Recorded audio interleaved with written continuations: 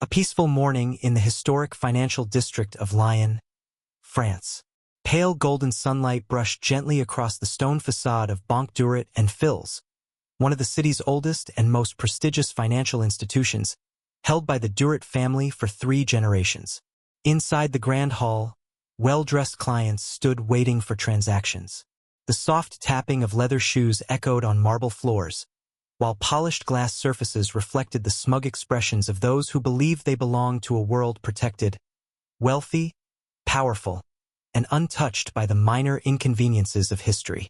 The large oak doors swung open. Every head turned instantly toward the figure entering. An elderly man with dark, weathered skin, thin frame, and silver hair uncombed, unruly.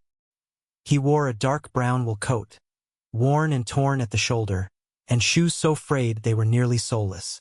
Slung over one shoulder was a faded burlap bag, heavy as though it carried the weight of an entire lifetime's memory. No one knew who he was, but his presence felt like a black ink stain on the silk-white decor of that luxurious space.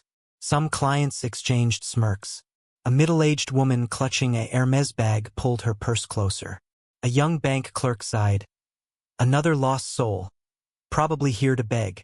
Paying no attention to the murmurs, the old man walked slowly toward the center of the hall. Under the radiant lighting, his deep-set, unwavering eyes seemed to burn with a quiet flame.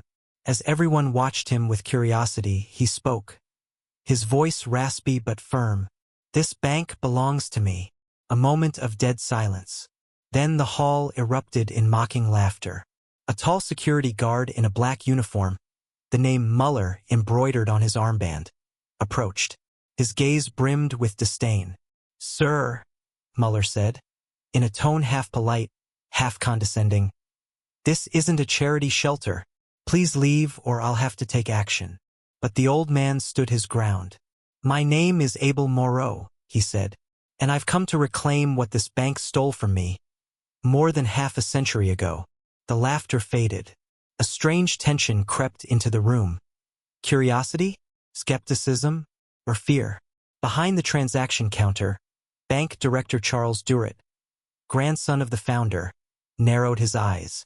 He stepped forward slowly, his expression unreadable, but his hands clenched behind his back. "You say, this bank stole from you?" Charles asked, voice even but tinged with scorn. "Banque Duret was established in 1949 by my great-grandfather. Perhaps you're mistaken about the address." Abel quietly lowered his burlap bag to the floor. "No, I am not mistaken," he said slowly. "All the evidence is right here." And as he began to open the bag, the entire room seemed to hold its breath. The grand hall of Banque Duret Fils froze as the elderly Abel Moreau bent down, his hands trembling slightly but unwavering, to untie the faded burlap bag. The bag emitted a faint sound, like the groan of time itself, and everyone, employees and clients alike, fell into stunned silence. From the bag, Abel pulled out an object. A tattered leather ledger, its spine worn, corners curled, and the pages inside yellowed like they had been steeped in smoke for decades. On its cover, an embossed title, faded but still legible.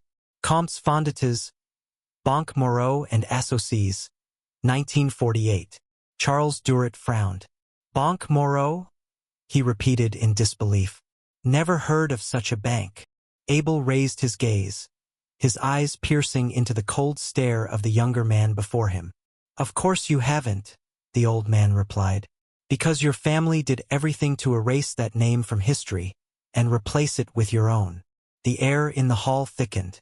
Muller, the security guard, still stood close, his hand hovering near his holstered weapon, but his eyes now flickered with uncertainty. Whispering resumed, no longer mocking, but confused, unsettled. Abel opened the ledger. Inside, careful handwriting in faded violet ink filled the pages. He turned to the first sheet, where 3 signatures stood: Abel Moreau, Lucien Bertrand, and Gaston Duret. Charles's eyes twitched. That name, Gaston, was his grandfather's. "This can't be," Charles murmured. "This must be forged. That signature." "My partner," Abel cut in, his voice quiet but sharp as a blade. Until he and Bertrand conspired to take everything. They changed the bank's name and forced me out. For one reason only, I was a black man. Sophie Armand, a young bank employee, stepped closer, cautiously examining the ledger. Known for her precision and experience handling historical documents, her eyes widened. "Mr. Duret," she said softly, "this document is authentic, based on the ink, paper, seals. I believe this is an original from the late 1940s. Sophie's confirmation sent a ripple through the hall. Charles stepped back in shock. The clients, once sneering and smug, now looked around with uneasy murmurs. Eyes that had judged now filled with doubt, shame, or fear. Abel stood still. He gently ran his hand over the brittle pages as if touching a memory stolen long ago. "Your empire was built on betrayal and exclusion," he said. "I did not come today for money. I came to reclaim dignity, the dignity your family stripped from me and buried for 70 years. No one dared laugh. No one mocked, because, for the first time, the truth had spoken. The atmosphere in Banque Duret and Fils hung thick, like morning fog. After Abel Moreau's final declaration, time itself seemed to halt. Charles Duret, once the model of composure and authority, always impeccably dressed, voice cold as steel, stood pale-faced, staring at the crumbling ledger as if realizing the home he'd lived in his whole life was built on a grave. This can't be," he whispered, his voice cracking. Abel remained silent. There was no triumph in his expression, only the weight of quiet sorrow carried through 70 long years. Muller, the guard, glanced between Charles and the old man. Beneath his sun-leathered skin and squinting eyes was a gaze that knew honor. Slowly, almost imperceptibly, he let his hand fall away from his weapon. "Mr. Duret," Sophie Armand spoke again, her voice trembling but firm. "If this is true, if Mr. Moreau really was the founding partner of this bank, then our institution may have been built on an illegal act of dispossession." The words sliced the silence like a blade. A middle-aged client, who earlier clutched his wallet in suspicion, now stepped closer, his eyes glued to the ledger. "My God," he whispered, "if this is real, how many generations in this town have lived under a lie?" Charles stepped forward, snatching the ledger from Sophie's hands and flipping through it furiously, searching for a loophole, a typo, a discrepancy, any excuse to dismiss it. But everything was consistent. Abel Moreau's signature stood at the top, beside Gaston Duret's. "You think you can come here with some sob story and shake an entire legacy with a few decaying pages?" Charles growled. But his voice no longer commanded. It pleaded. Abel didn't flinch. He reached back into the bag and retrieved a second bundle, carefully wrapped in linen, sealed with red wax. He placed it on the counter. Legal documents and court correspondence rejected in 1950, bearing the seal of the Civil Court of Bordeaux. "The law, too, was once silent before white power," he said, locking eyes with Charles. "But times have changed, and maybe now, people are ready to hear justice." The bank doors opened again. A group of reporters rushed in. Someone in the hall had called the media. Cameras flashed. Microphones surged forward. "Mr. Moreau, do you have proof that you founded Banque Duret? Mr. Duret, how do you respond to allegations of historical theft?" In the flurry of questions and camera lights, Abel Moreau stood still, like carved stone. He didn't need to shout. The evidence had spoken for him. And Charles Duret, the man whose name adorned an empire built on someone else's silence, stood in the middle of his own bank, legs trembling, as if the very foundation beneath him had been erased. The air inside the hall of Banque Duret and Fils was as thick as early morning fog. After Abel Moreau's resolute declaration, everyone seemed frozen in a moment stretched beyond time. Charles Duret, the bank's director, stood pale as a sheet, once the very image of composure and authority, with his perfect posture, crisp tie, and words cold as steel. He now stared at the worn ledger like a man realizing the house he had lived in all his life was built on a burial ground. This can't be," he mumbled, voice trembling. Abel Moreau didn't respond. He remained silent, his weathered face showing no sign of triumph, only the heavy, unspoken pain of 70 years. Security guard Muller looked at Charles, then at the old man. Beneath his sun-browned skin and squinting eyes was the gaze of a man who knew what honor meant. And for the first time that morning, he slowly removed his hand from his weapon. "Mr. Duret," Sophie Armand, the young bank employee, spoke again, her voice shaking but clear. "If this is real, if Mr. Moreau truly was the founding partner of this bank, then our institution may have been built upon an act of unlawful appropriation." The words tore through the room like a blade. A middle-aged client, who earlier had pulled his wallet closer when Abel entered, now stepped forward, eyes fixed on the ledger pages. "My God," he whispered, "if this is all true, how many generations in this town have lived under a lie?" Charles rushed forward, yanking the ledger from Sophie's hands, flipping through the pages as if desperate to find an error. A typo, a smudge, anything to disprove the truth. But everything was consistent. The name Abel Moreau stood clearly at the top of the page, right beside Gaston Duret's signature. "You think you can walk in here with some sob story and shake the legacy of a powerful family with a few rotting pages?" Charles snarled, but there was no threat in his voice anymore. Only panic. Abel didn't flinch. He reached down and pulled out a second bundle, carefully wrapped in linen, sealed with red wax. He placed it on the counter. Legal documents and court letters rejected in 1950, bearing the seal of the Civil Court of Bordeaux. "The law, too, was once silent before white power," he said, eyes unblinking as they held Charles's. "But times have changed, and perhaps now, people are ready to listen to justice." The bank doors opened again. A swarm of journalists burst in. Someone had alerted the press. Camera flashes erupted. Microphones surged forward. "Mr. Moreau, do you have definitive proof you founded Banque Duret? Mr. Duret, any comment on the allegations of historical asset theft?" Amidst the chaos of flashbulbs and relentless questions, Abel Moreau stood firm, like a monument carved in stone. He didn't need to raise his voice. The evidence had already spoken for him. And Charles Duret, the man who bore the name that had stolen a life's legacy, stood in the very bank that bore that name, his knees trembling like a man who had just lost the ground beneath him. One day after the bombshell revelation at Banque Duret Fils, news of the elderly man, Abel Moreau, was splashed across every major French newspaper. From Paris to Lyon, Marseille to Strasbourg, headlines dominated front pages. The true founder of one of France's oldest banks? A buried history unearthed. Race and theft in post-war finance. Banque Duret, legacy or appropriation? Evening news shows couldn't stop discussing the story.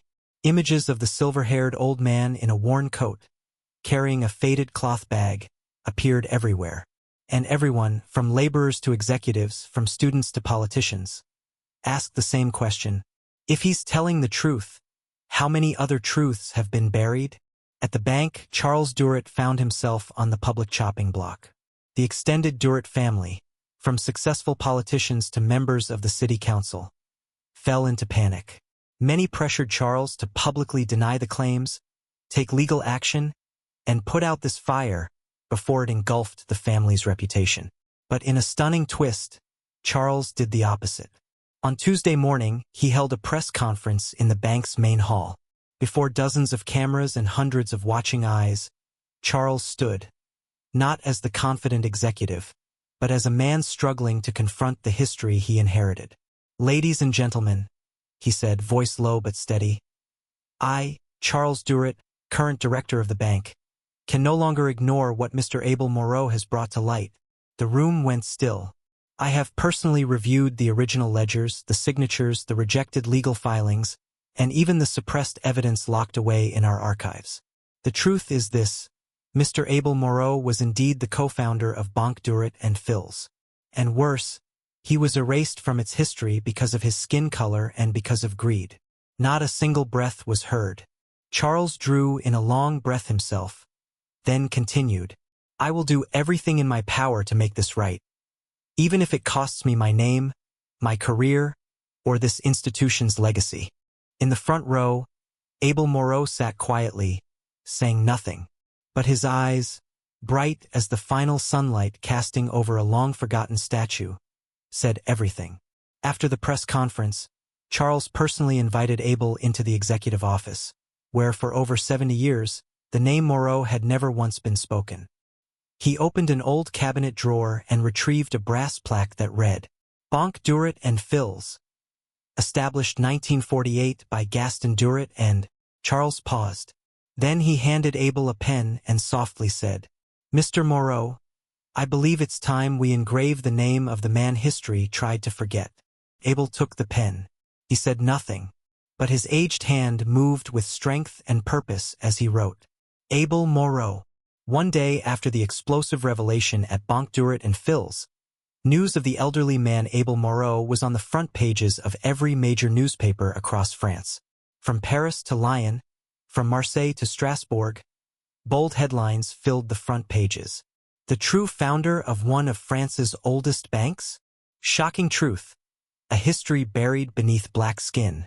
Banque Duret? Legacy or theft? Evening television programs couldn't stop talking about the story. Images of the silver-haired man in his worn coat and faded cloth bag were everywhere. And across the country, from factory workers to CEOs, from students to lawmakers, people were asking the same question. If he's telling the truth, how many other truths have been buried? Inside the bank, Director Charles Duret found himself on the dissection table of public opinion. The Duret family, ranging from influential politicians to powerful business figures on the city council, was in full panic. Many pressured Charles to publicly deny the story, take the matter to court, and quickly extinguish the spark before it became a fire that would consume the family's name. But in a stunning turn of events, Charles Duret made the opposite decision. On Tuesday morning, he held a press conference right inside the bank's main hall. Before dozens of cameras and hundreds of eyes, Charles stood, not as the confident executive he once was, but as a man struggling to face the truth of his own family's history. Ladies and gentlemen, he began, his voice steady and deep, I, Charles Duret, current director of the bank, can no longer ignore what Mr. Abel Moreau has revealed. The room held its breath. I have personally examined the original ledgers, the signatures, the rejected legal documents, and the evidence hidden in our archives, untouched for decades. The truth is this: Mr. Abel Moreau was indeed the co-founder of Banque Duret Fils. And worse, he was erased from history simply because of his skin color and others' greed. No one dared breathe. Charles took a deep breath, then continued, I will do everything in my power to make this right, even if it costs me my reputation or my career. In the front row, Abel Moreau sat silently, saying nothing, but his eyes, gleaming like late afternoon sunlight cast on a long-forgotten statue, were the most powerful response of all. After the press conference, Charles personally invited Abel into the bank's highest executive office, where, for more than 70 years, the name Moreau had never once been spoken. He opened an old drawer and retrieved a brass plaque that read, Banque Duret Fils, founded in 1948 by Gaston Duret and Charles paused. Then he handed Abel a pen and softly said, Mr. Moreau, I believe it's time to inscribe the name of the man history tried to forget. Abel took the pen. He said nothing, but with a firm and steady hand, he wrote, Abel Moreau. A week after the press conference, all of France was still abuzz. But in Paris, at the headquarters of Banque Duret Fils, a quiet yet profound transformation had already begun. Mr. Abel Moreau, the man once erased from the history of the very bank he had co-founded, now had his own desk on the top executive floor. Beneath a golden plaque engraved with the words, Honorary Advisor Abel Moreau, no one dared look at him with pity or disdain anymore. But Abel hadn't come for titles, not for honor. He was there to cleanse memory, both his own and that of those trampled by the system he once helped build. Charles Duret understood that, which is why he made a bold decision to open a full internal investigation into the origins of the bank's wealth, starting from its earliest days. Every file once set aside or forgotten would be made public. Everything was to be re-examined, even the inherited assets of the Duret family itself. At first, the board resisted fiercely. "You want to dig a grave for your own family, Charles?" one elder member snapped during a tense meeting. "No," Charles replied calmly. "I'm digging to recover the part of our history we buried alive." The investigation lasted more than 3 months. Throughout, Mr. Abel worked side by side with the legal and archival teams, guiding them through faded ledgers, redacted contracts, and folded letters buried in vaults. Day by day, the puzzle slowly came together. Initial investments made with Abel's money, receipts proving he had contributed twice as much capital as Gaston Duret, legal petitions dismissed in 1950 on grounds of being unreliable due to background and race. In week 14, the most damning document surfaced. A memorandum between Gaston Duret and then-Judge Jean-Baptiste Roland, in which the judge promised to ensure a smooth transfer of assets away from Abel Moreau's name to preserve the bank's image from racial implications. The memo had never been disclosed. Now it lay on the table between 2 generations, one betrayed and one who had inherited that betrayal. Abel read it slowly, not with anger, not with bitterness, just a deep, quiet sorrow. "When I was young," he said to Charles, "I thought losing money was the worst thing that could happen, but it turns out the deepest wound wasn't losing wealth. It was being told, by an entire society, that I didn't deserve to be remembered." Charles said nothing. He simply stood, opened the office door, and replied, "Then it's time the world remembers you." A few days later, a grand ceremony was held in the main hall of the French government in Paris, under the patronage of the Ministries of Justice and Finance. Standing before over 500 guests, politicians, lawyers, business leaders, students, Mr. Abel Moreau was awarded the Légion d'honneur for his long-overlooked contributions to the banking sector and to justice. In his acceptance speech, he said only, "No one can change the past, but we can decide how the future will remember it. I don't need fame. I only need the truth, not just for me, but for all those the world forgot." The hall rose in applause for 3 full minutes, not because he was a victim, but because he had become, in the truest sense, a victor, not through power, but through the unshakable dignity of a free soul. Paris, 1 month after the ceremony. At the headquarters of Le Réveil Républicain, one of France's most respected national newspapers, the editorial floor buzzed louder than ever. The bold headlines no longer centered around the stock market or political feuds, but rather, Banque Duret and Fils and the erased history, Black co-founder officially recognized. While the media hailed Abel Moreau's return as a symbol of human rights somewhere else, inside the oak-paneled study of the Duret family estate, Henri Duret, Charles's father and former chairman of the board, sat quietly, reading every line of the news. The newspaper trembled slightly in his hands. His aged, expressionless face revealed nothing, but his eyes, deep and silent, gnawed at a doubt he had buried for over 4 decades. "He was right," Henri murmured, eyes closing, and for the first time in years he allowed old memories to return. Paris, 1951. Abel Moreau walked out of the bank's office for the last time, after being forced off the board. Henri, then just in his early 20s, had been a junior intern in accounting. He had witnessed everything: the quiet fire in Abel's eyes, the cold steel handshake between his own father, Gaston Duret, and the other shareholders. He hadn't agreed, but he had stayed silent, and for the rest of his life, Henri built a career upon that silence. A legacy rooted in an unspoken lie. Back to the present. Henri placed the paper down and summoned the butler. "Tell Charles to come see me. Today." When Charles entered the study, he couldn't hide his tension. His father was unpredictable, and he didn't know whether Henri would express anger, disappointment, or flat out disown him for siding with Abel. But Henri simply gestured for him to sit. "You know," he began, his voice low and weathered like the last wind of autumn, "when I was young, I chose the easier road. I chose silence. But you chose what was right." Charles looked up at his father, surprised, almost stunned. A flicker of relief lit within him, then quickly gave way to solemn resolve. Henri continued, The Duret family may lose money. We may lose influence. But if you protect the honor of our name with truth and integrity, then we lose nothing at all. See this through, son." Charles stood and bowed deeply. At that very moment, across the city at the National Bureau of Financial Investigation, a formal civil complaint had just been filed. Request for investigation into the unlawful seizure of assets and denial of rightful shareholder status of Mr. Abel Moreau, based on racial discrimination during the years 1948 to 1951. The lawyer representing the case, a young Afro-French attorney named Maëlle Dubois, known for her bold human rights litigation.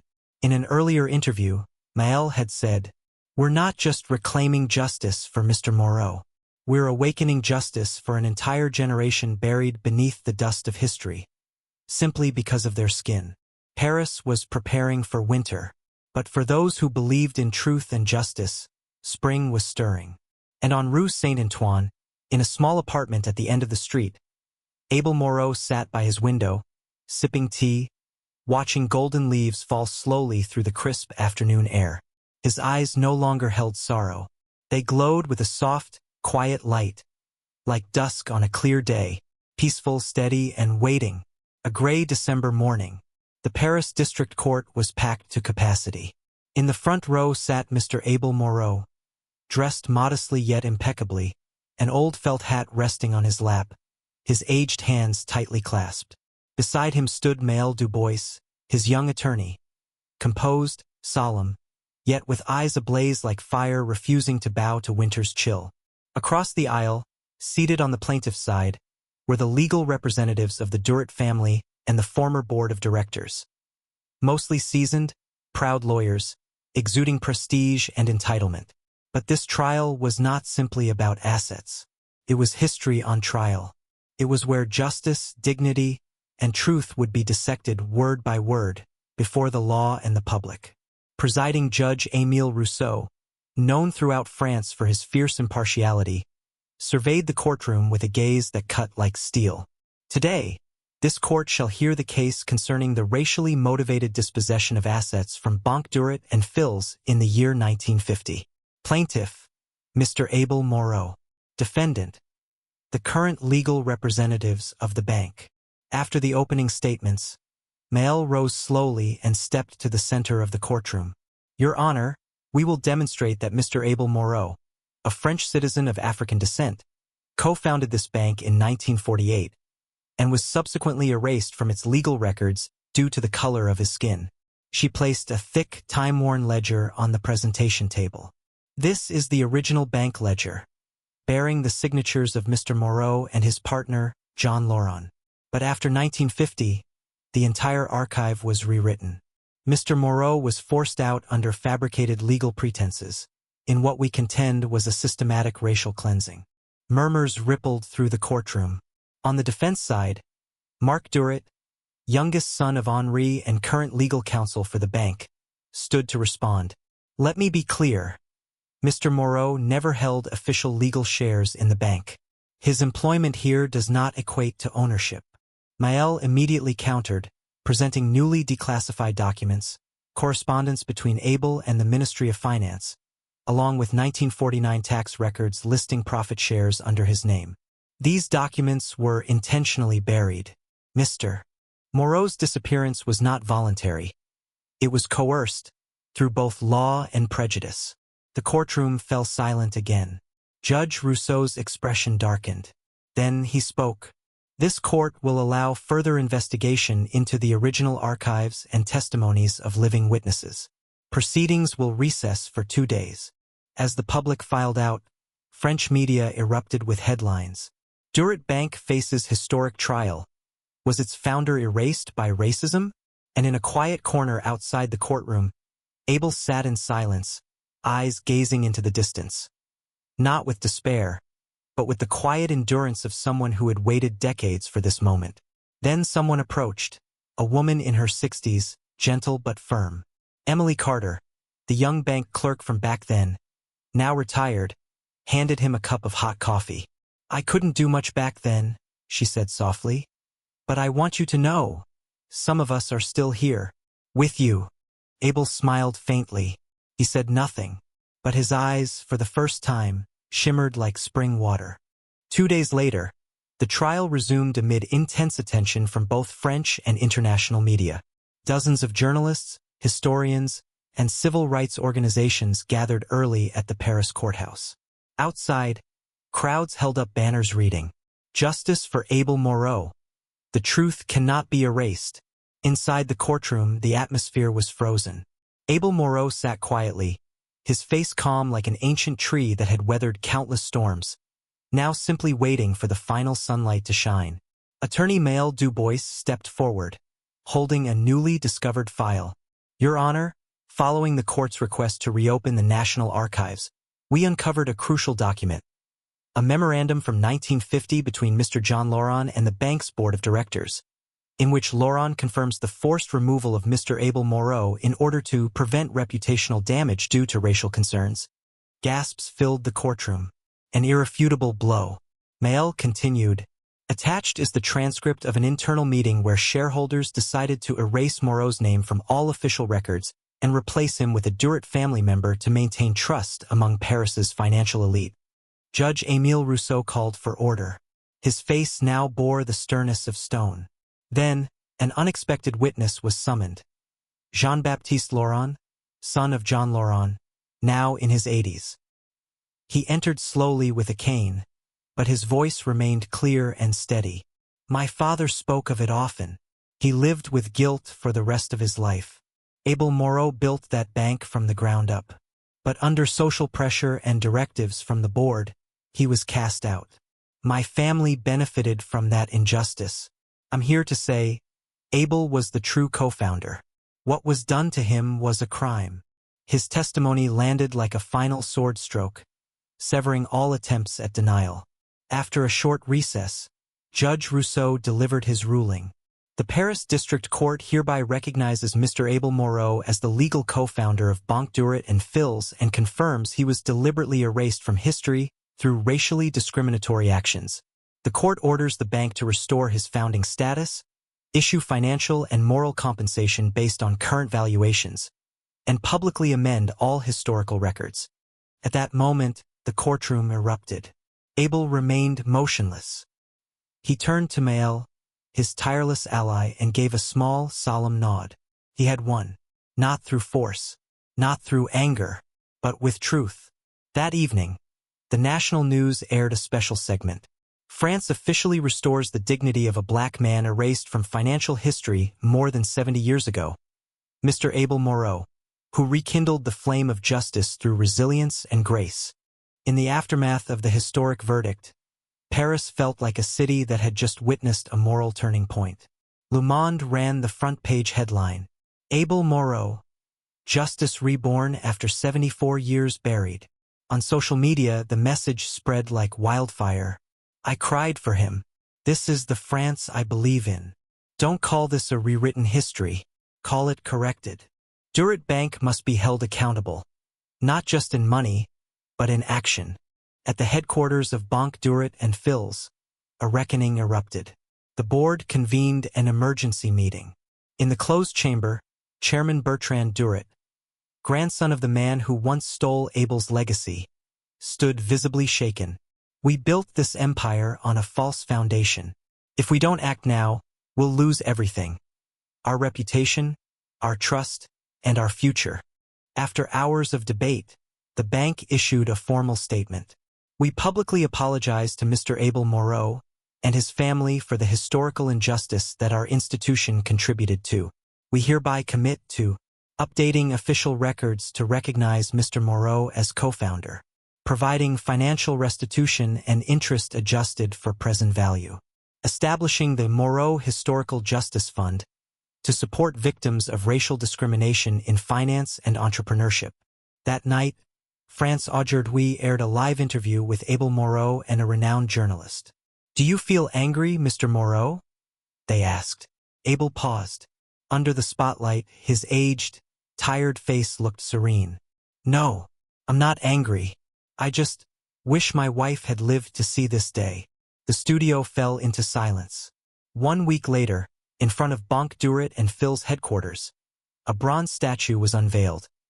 Abel Moreau, ledger in hand, eyes fixed forward. The plaque read, "The man erased, who reclaimed justice with unwavering patience." People queued to lay flowers. Students came to learn. Journalists came to document. And those who once suffered silently stood before the statue, saying nothing, but nodding, as if bowing to a living symbol of hope. Abel Moreau, in the twilight of his life, did not live as a victim, but as a teacher, a source of inspiration. He was invited to speak at universities, featured on TEDx Paris, and his story was nominated for a national documentary film. In a talk at Sciences Po, he said, "Justice doesn't come when you demand it. It comes when you persist, long enough for the world to have no choice but to listen." A gray December morning, the Paris district courthouse was packed. Seated in the front row was Mr. Abel Moreau, modestly but neatly dressed, his old felt hat resting on his lap, his aged hands clasped tightly together. Beside him sat young attorney Maël Dubois, solemn yet with eyes ablaze like a flame defying the winter chill. Across from them, on the defendant's bench, sat the legal representatives of the Duret family and the former board of directors. Mostly seasoned lawyers, confident and proud. Today's trial was not merely about property. It was a trial of history, a place where justice, dignity, and truth would be dissected line by line, word by word, before the eyes of the law and the public. Presiding Judge Émile Rousseau, a man in his 60s known for fairness, surveyed the courtroom with sharp eyes. Today's hearing concerns the alleged racially motivated expropriation of assets from Mr. Abel Moreau by Banque Duret Fils in the year 1950. Plaintiff, Mr. Abel Moreau. Defendant, the bank's current legal representatives. After the opening statements, Maël stood and calmly walked to the center of the courtroom. "Your Honor, we intend to prove that Mr. Abel Moreau, a French citizen of African descent, was in fact the co-founder of this bank in 1948, but was ousted and erased from all legal records purely on the basis of race." She placed a thick, yellowed ledger on the bench. "This is the bank's original founding ledger, signed by Mr. Moreau and his partner, John Laurent. But after 1950, all archival documents were altered. Mr. Moreau was forced out under pretextual legal claims, which were in fact part of a racially motivated purge." Whispers rippled through the courtroom. From the defense, Mr. Marc Duret, youngest son of Henri, stood to respond. "Let me clarify. Mr. Moreau never held a legally valid ownership stake. His involvement with the bank does not constitute ownership." Maël immediately countered with newly declassified documents. These letters between Mr. Moreau and the Ministry of Finance, along with tax filings from 1949, clearly show revenue distributions made in his name. These were deliberately buried. Mr. Moreau did not leave by choice. He was forced out through law and prejudice. The room fell silent. Judge Rousseau's gaze darkened. Then came a surprise witness. Jean-Baptiste Laurent, son of John Laurent, now over 80. He walked in slowly with a cane, but spoke with clarity. "My father carried guilt all his life. Abel Moreau built this bank from nothing. But under board pressure and social bias, he was erased. My family benefited. I'm here to say, Abel was the rightful co-founder. What happened to him was a crime." His testimony cut through the last remnants of doubt. After a short recess, Judge Rousseau pronounced, "The Paris District Court hereby recognizes Mr. Abel Moreau as the lawful co-founder of Banque Duret Fils, and concludes he was erased from history through racially motivated actions. The court orders full restoration of his founding status, financial reparations based on current valuation, and official correction of all institutional records." The courtroom erupted in applause. Abel sat still. He turned to Maël, who had fought beside him every step, and gave a single quiet nod. He had won, not with force, nor with fury, but with the truth. That evening, a national television broadcast declared, "France has officially restored the dignity of a black man erased from financial history, Mr. Abel Moreau, who reignited justice with perseverance and grace."